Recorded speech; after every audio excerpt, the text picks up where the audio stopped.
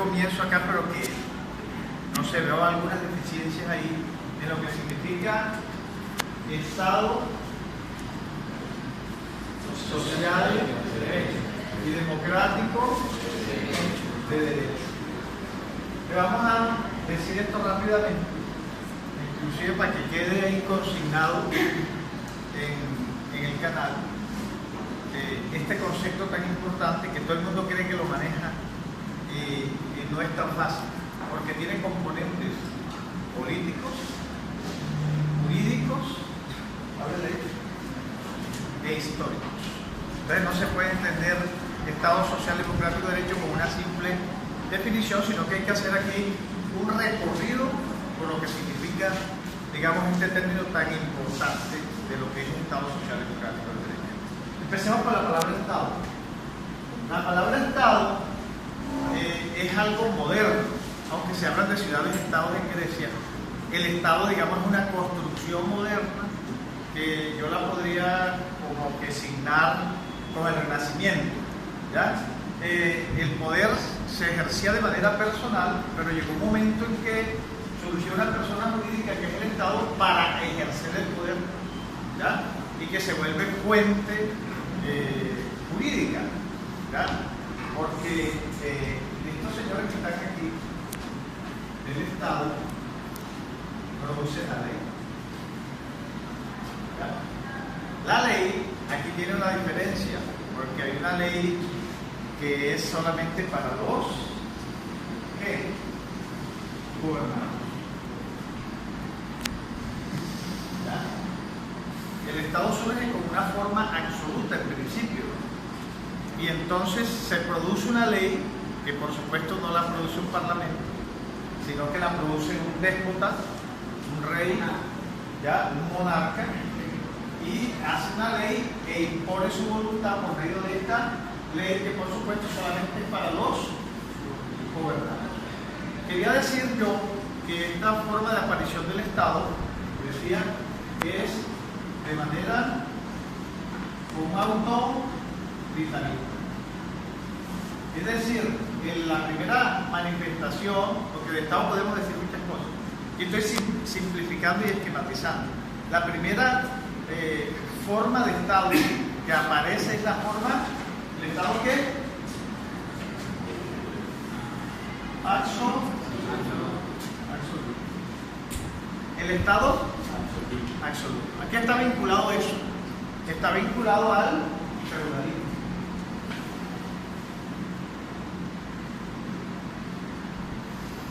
¿Qué es el feudalismo? El feudalismo es una estructura política, jurídica y social. En principio el feudalismo da una idea de atomismo, da una idea de dispersión. Cuando dice feudalizado quiere decir dispersión.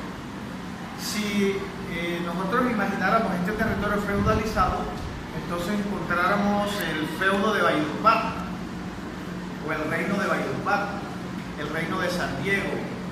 Cada municipio sería como un reino, ¿vale? Hay dispersión. Así como hay dispersión territorial, también hay dispersión política. Por ejemplo, alguien que vive en el feudalismo estaba sometido como a 25 jurisdicciones, 25 legislaciones. Ya tenía los gremios, tenía la Cámara de Comercio, tenía la jurisdicción eclesiástica, tenía la del duque. Bueno, una cantidad de legislaciones, entonces digamos que había una dispersión. Por otra parte, en el feudalismo también tenemos que está vinculado a la tierra. El feudalismo da idea rural, el tema es rural, ¿ya? Entonces, por supuesto que en el feudalismo, ¿de qué se vive? De la tierra. De la tierra, de la tierra y de la guerra, exacto. De la tierra y de la guerra. Pero la tierra, vamos a tocar ahí que hay un siervo. El siervo es como un esclavo. Lo demuestra, por ejemplo, el derecho de pernada. Cuando se van a casar es un honor que el señor feudal de pronto se acueste con la mujer del siervo, una cosa, o sea, que muestra hasta qué niveles de esclavitud, prácticamente era un esclavo, era un atributo de la tierra, dice dice algún pensador. Ya, entonces el siervo producía, de lo producido, cogía lo de su subsistencia y lo demás se lo daba al señor feudal. ¿Ya?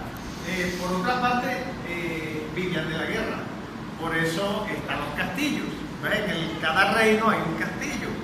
Ya, entonces eso lo ven ahora de manera sublimada, idealizada, el castillo, Disney World, las princesas, y ven eso, digamos, en color rosadito. Pero eso no tiene nada de rosadito. Y el rey lo ven como un bonachón, paternalista, bueno, con pelo de algodón, todo lindo. Eso no tiene nada de lindo. El tema de los castillos que eran mazmorras y que eran en realidad artefactos de guerra, eran acorazados para soportar sitio. Entonces lo que da idea es de la guerra, porque vivían de la guerra y el siervo fluctuaba entre trabajador y soldado. Entonces, y además, bueno, todo eso.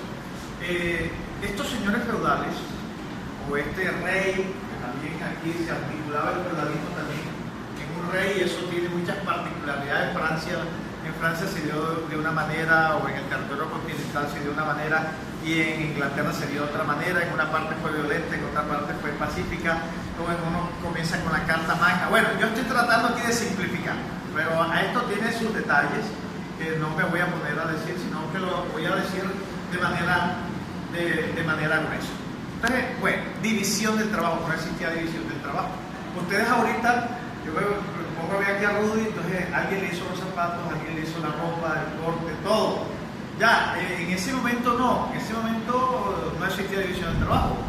El siervo hizo la casa, hizo el vestido, hizo el calzado, hizo el puente, hizo el molino, hizo todo, que no existía división del trabajo. Ya, no, por supuesto que no existía un comercio como lo vamos a conocer después. Existía comercio en ciertas ciudades portuarias, pero no existía un comercio generalizado, no existía moneda. Entonces, digamos que nosotros podemos configurar así, de esa manera, desde el punto de vista económico y político. Desde el punto de vista social, por supuesto, existe un siervo que está destinado, con la teoría de Platón, de los hombres de los metales, a que sus hijos también fueran siervos.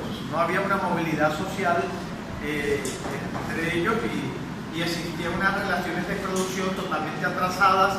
El campo se manejaba de manera muy rudimentaria. El modo de producción, también las relaciones de producción, casi como se los estoy diciendo, más o menos así era este cuento del feudalismo, donde se vinculó.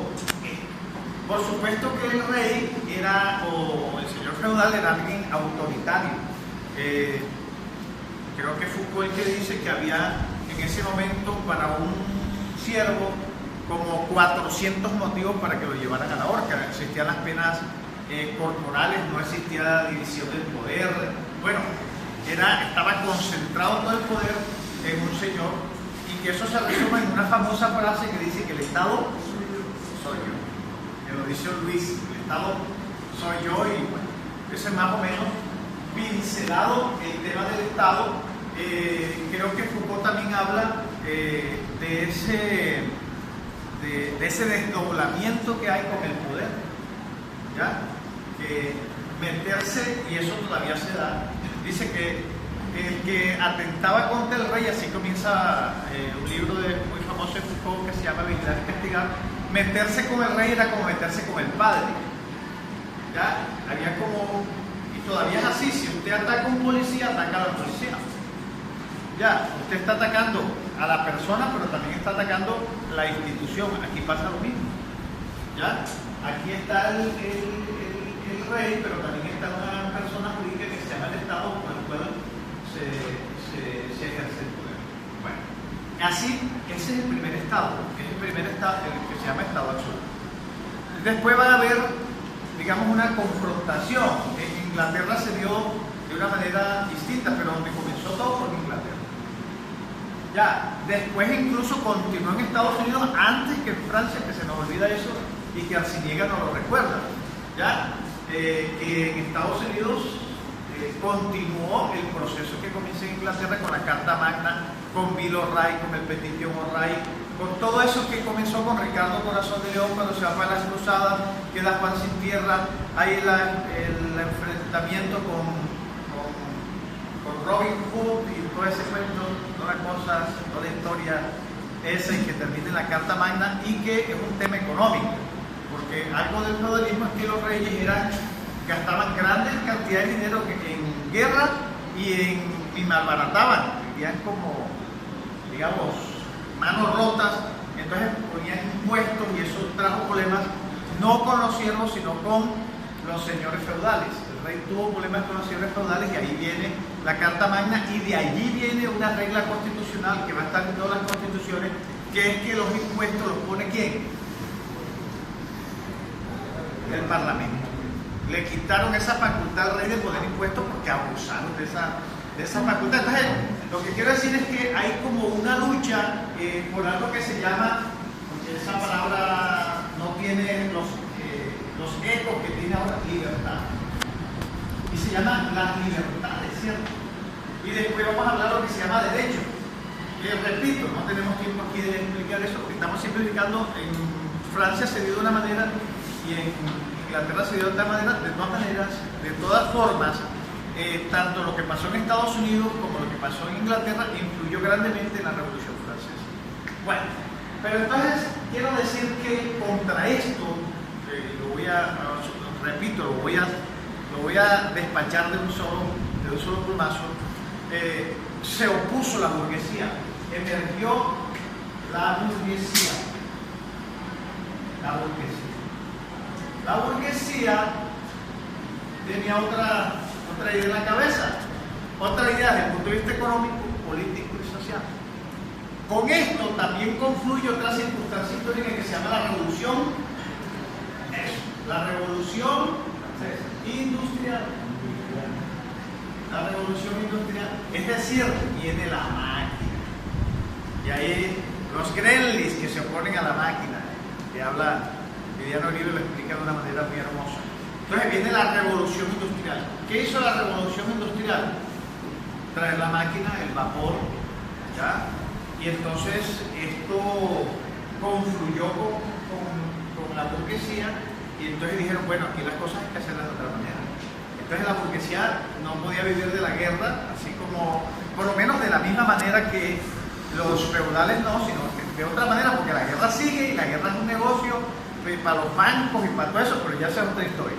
Pero ellos necesitaban paz para que hubiera comercio. No les sirvió un mundo rural tampoco, por eso es que el mundo se urbaniza. ¿Ya? Hay fábricas, ¿ya? Es lo primero, comercio, moneda, pero también necesitaban que el mundo fuera urbano y se forman las grandes ciudades. Con ellos pasa eso. Existe también la división del trabajo. La división del trabajo. Entonces, todas las cosas ustedes pueden explicar el mundo que viene como en contraposición con el mundo que sucumbe. ¿Ya? Entonces todo esto va desapareciendo, se vuelve urbano, desaparece la ¿cómo? Exacto. Entonces, bueno, ahí viene el tema político.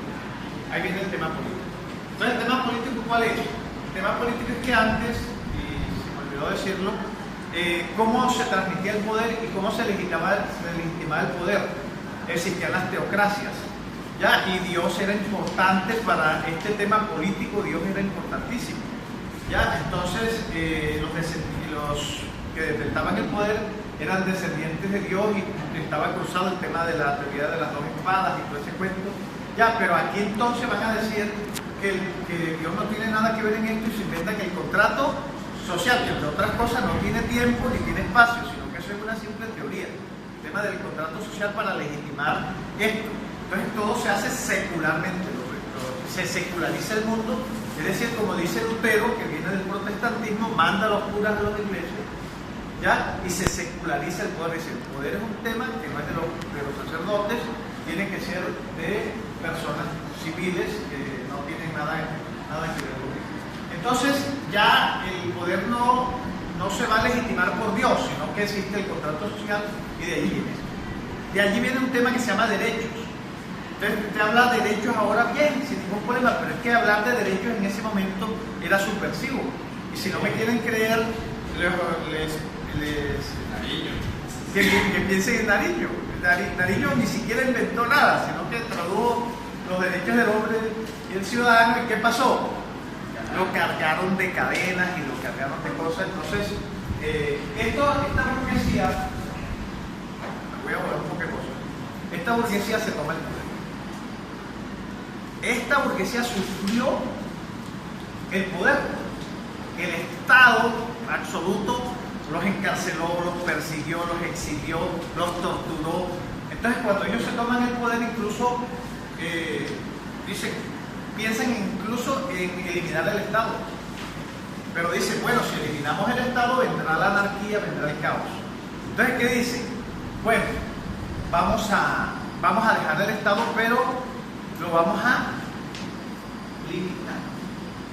¿Ya? Lo vamos a limitar. Y eso surge de una pregunta que ellos se hacen. ¿Cómo se llama esa pregunta? ¿Quién debe gobernar? Y esa respuesta, ¿dónde la encuentran? En Platón, que Platón dice, ¿quién debe gobernar? Los mejores. La aristocracia dice que los mejores.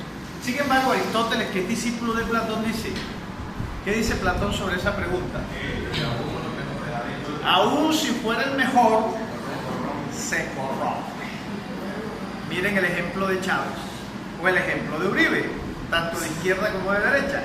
El poder corrompe, o de todas estas que creen que Evo Morales no quiere salir del poder, la Quinta no quería salir del poder, Correa no quería. Somos transeúntes del poder, como decía Gaitán, pero ellos se corrompen. Uribe es un hombre superdotado para la política, sin embargo, fíjense, el poder corrompe y vuelve otra cosa.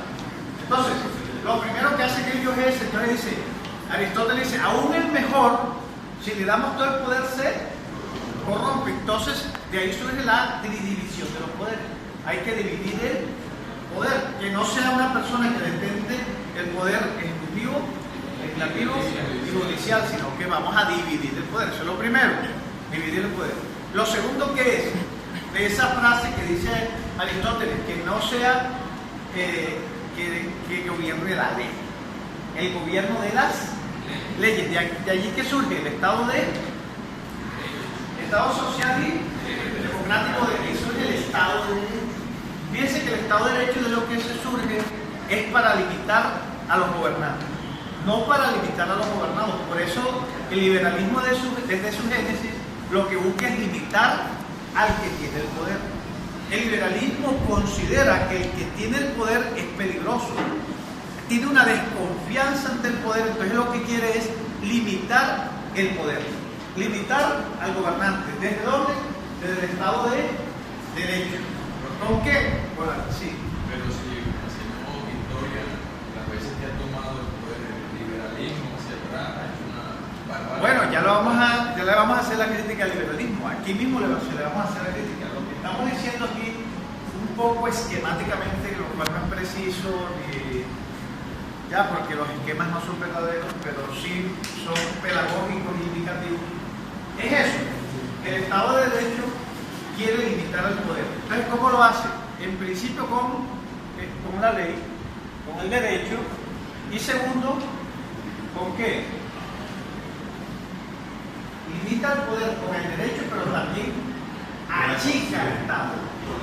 Dice, el Estado va a dejarlo para lo mínimo. Entonces hace un Estado ¿qué? Un Estado mínimo que se dedique labor de policía, a cuidar las fronteras y, mejor dicho, que el Estado, aquí hay una preponderancia de los hombres sobre el Estado, una preponderancia total de los hombres sobre el Estado. Es lo que se conoce como Estado mínimo y que se conoce como una frase francesa que dice dejar hacer, dejar pasar. ¿Ya? Aquí es donde surge la idea de que el mercado lo regula todo, que el Estado no intervenga. Eso yo creo que funciona, porque las personas deben estar por encima del Estado en cierta manera, ¿ya? Pero cuando hay hombres libres, e iguales. Como por ejemplo en Estados Unidos, que todos eran granjeros. George Washington era un granjero. Y cuando terminó la guerra se fue para su granja. Y no era terrateniente, ni era... Pero en una sociedad de hombres libres y desiguales, el hombre no es libre. Sí, por supuesto, ahí va a haber una distorsión, pero bueno, no me voy a referir a eso en profundidad, sino que me estoy refiriendo, digamos, a de pronto un problema que tiene que ver con esto. Entonces, el Estado de Derecho limita el poder con el derecho y vuelve un Estado mínimo. Bueno, esto tiene grandes problemas. Esos liberales que se toman el poder, cuando en Haití los negros dicen, no, pero nosotros también queremos ser libres, esos liberales le mandan un contingente, ya, porque no es la libertad, no era para los negros, no para eso. Primer punto. El segundo, ustedes saben que terminó la Revolución Francesa.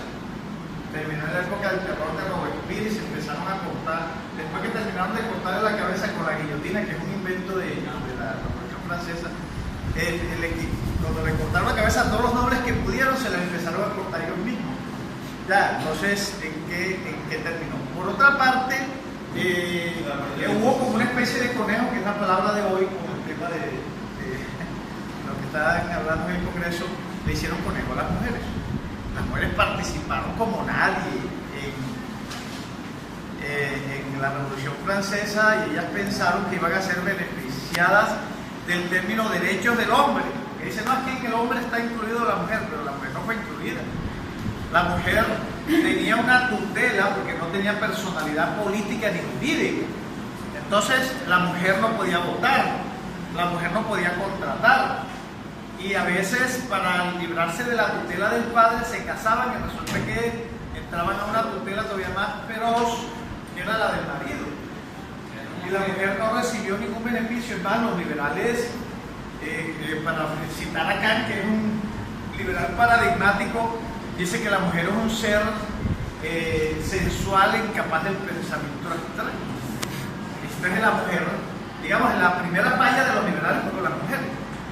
La segunda falla de esta época de liberales, por ejemplo, está en Norteamérica, que dicen, aquí no nos vamos a matar los que lleguen a Norteamérica, por eso es la tierra de la libertad, porque si aquí, después de 5 siglos de persecución religiosa y de guerra religiosa, dicen aquí, cuando pisan, dicen, aquí no nos vamos a matar por religión, aquí hay libertad religiosa, aquí hay libertad de expresión, aquí hay libertad de culto, aquí hay libertad de todo.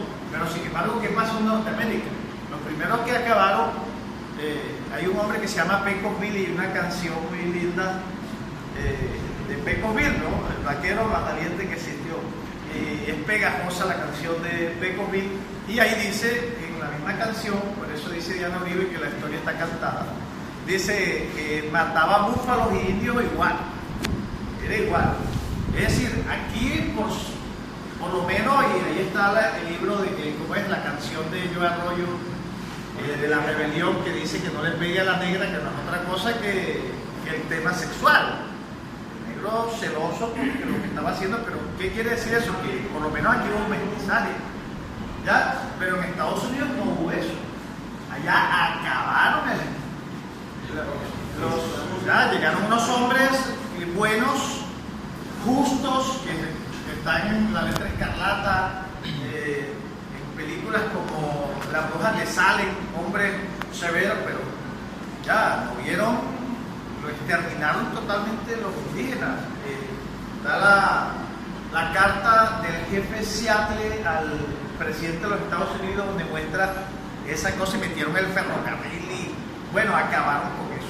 Pero también pusieron a trabajar a la gente 18 horas, con esa revolución industrial, 18 horas, y cuando protestaban los quemaban y los arrasaban, pues. Entonces 18 horas, 8 horas pues figúrate, 18 horas, encadenaban a la gente, había trabajo infantil, de lo que hay noticias. Charles Dickens nos dice cómo ponían a los niños a trabajar desde los 6-7 años, y cuando sin ninguna seguridad industrial.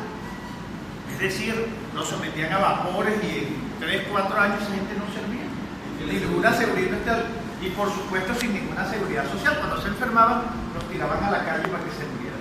Entonces fíjate cómo los mismos liberales no materializaron todo eso que dijeron, toda esa cuestión de los derechos de primera generación, derechos, se proscribe la esclavitud. Tengo que decir que los liberales, estos liberales que conocemos aquí, criollos, y eso lo dice Melo, dice en un texto muy lindo, dice que le dan la libertad cuando se los compran. Dice, no, le vamos a dar libertad a los que nacen, libertad de dientes, pero los esclavos y la economía de ellos se basaba en esclavos. Entonces dice, el Estado tuvo que comprarse. Eso también hay que mirar. Entonces, ¿qué pasa? Los liberales dijeron una cantidad, armaron una teoría, armaron una ideología, pero esos derechos no se materializaron, en realidad. Entonces, ahí es donde viene que pasamos del Estado liberal clásico, que es ese Estado no intervencionista, donde dice no vamos a intervenir, donde esos hombres libres y desiguales intervienen en la economía, hay unas distorsiones grandes porque vienen los monopolios, vienen una cantidad de problemas donde y aquí se los acabo de referir rápidamente. Entonces el Estado tiene que intervenir porque tiene una cantidad de líos, una cantidad de problemas, pero además hay unas luchas. Surge un nuevo sujeto que se llama el proletariado. Proletariado, decimos proletariado porque lo único que tiene es que su prole. Y entonces ese proletariado que precisamente lo hace la fábrica, que lo hace la urbanización, que lo sacan de allá, que los organizan, que lo someten a unas reglas, entonces surge un nuevo sujeto que se llama el proletariado. El proletariado empieza a decir, hombre, no se han materializado los derechos de primera generación, pero además hay otros derechos que nosotros peleamos, entonces más o menos, entonces ellos empiezan a pelear por la asociación, por la huelga, pero también por otros derechos que se han llamado los derechos económicos, como vivienda, educación, salud, empleo. Y eso causa todos los muertos que quiera durante años, porque nada es gratis, eso no lo dan así espontáneamente, sino que hay muchas luchas y hay muchas cuestiones. Y aquí me van a perdonar, también voy a ser esquemático, ya, porque aquí ya estamos en presencia, ya estamos en el Estado democrático, Estado de Derecho, y entramos al Estado social, es decir, cómo llega ese Estado social, que tiene que ver con vivienda, salud, educación, empleo. Viene con unas luchas tremendas, pero que se van a materializar con las dictaduras. Por ejemplo, ¿quién le reconoció el derecho al voto y a la mujer? Finalmente, dictadores, tanto en Europa como en Colombia, aquí en Rojas Pinilla.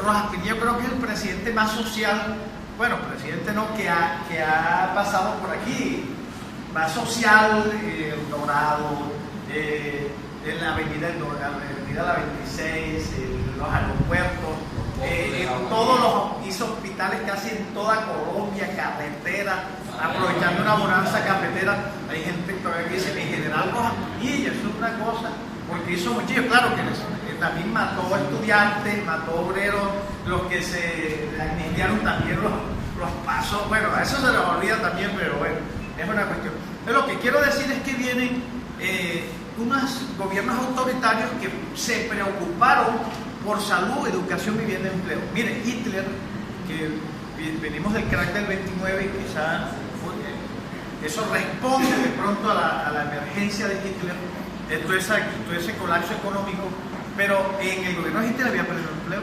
Y era un Estado que pasó de ser mínimo a ser máximo, pero se olvida de esto.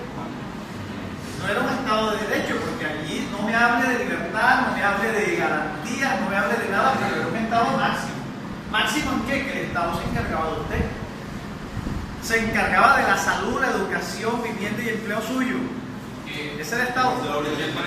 Lo mismo era la preocupación en la izquierda, porque lo de Hitler era un nacional socialismo. Y también, por otro lado, en la Unión Soviética, ¿cómo? Stalin también, la preocupación del comunismo es la igualdad, la preocupación del comunismo es la educación, la salud, acabó con la pobreza, la vivienda, el empleo. Entonces, bueno, se da, digamos, esto, y después eso tendría que explicarlo también como por contradicción, como por equilibrio también se da el estado de bienestar, el New Deal con Roosevelt. Bueno, eso no me puedo quedar en el detalle, pero quiero decir que surgió como el Estado social. El Estado social. Y democrático, a la gente se le olvida que eso tiene una evolución. La democracia no se puede agotar en elecciones. No podemos decir, no, es que aquí hay democracia porque aquí hay elecciones. No, ya, porque muchos gobiernos que tienen elecciones no son democráticos. Y esa fue la crítica que se le hizo a Tocqueville y que yo le hablaba en una pasada clase, que decía que Estados Unidos era una belleza y tal, un francés enamorado de Estados Unidos, pero que se le olvidaba que tenía discriminada a la mitad de su población, a los negros. Entonces, ¿cómo puede ser democrática? La población, sí, tiene elecciones, tiene una cantidad de cosas, pero para unos segmentos. Y el otro, entonces, digamos que el Estado Social Democrático de Derecho no se agota en las elecciones, se agota en la democracia participativa que incluye.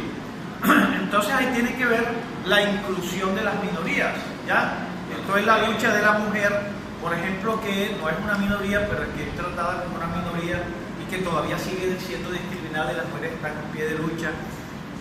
Y va muy bien porque por lo menos hay más mujeres en la universidad que hombres, se están graduando más que hombres, entonces no sé qué es lo que vaya a pasar ahí. Sí que en estos momentos, según la población, hay más mujeres que hombres, pero el problema de los profesores, en el caso de las mujeres, es que quieren que se les reconozcan los derechos, pero ellas mismas no trabajan por sus derechos. Un ejemplo, el 30%. Ahí se puede formar un problema. Es un ejemplo claro. Si nos vamos dando cuenta en las elecciones, en las últimas elecciones de alcaldes, gobernadores y concejales, ¿cuántos candidatos hubo al consejo en el municipio de Valledupar, en otros municipios, o cuántos candidatos hubo, o cuántas mujeres salieron dentro de ser concejales, diputadas? Pero eso puedo decir, mira, que mira, ahí le va a contestar una mujer. Ahí se puede ir, me dañaron ya la posición de hay sociedades, una gran parte que no tiene casi participación política porque los políticos no permiten el medio como para que se dé. Entonces ahí es la gran corrupción. Hija, pero si es que dentro de la ley, el 30% de los listados de la participación, el 30% de los listados de participación de los partidos políticos debe de ser de mujeres, el 10% debe de ser de jóvenes. Entonces, ¿cómo estaríamos hablando del 30% de 19 candidatos? ¿Cuántos serían? Yo para sanar esa discusión quiero decir que eso es como un paquete, ¿no? Y aquí también lo dicen muchas veces. Por ejemplo, aquí es un paquete, la pobreza que trae. La pobreza de nosotros, por ejemplo, Chocó, o aquí las aguas del Vico, que es pobreza, marginalidad en estas zonas mineras. Eso trae también violencia, corrupción. Aquí no sabemos gobernar. Ya, una cantidad de cosas, eso es un paquete bien. Y las mujeres vienen de una marginación, de una discriminación, y muchas veces ellas no son propositivas porque no están acostumbradas a gobernar. Tenemos que esperar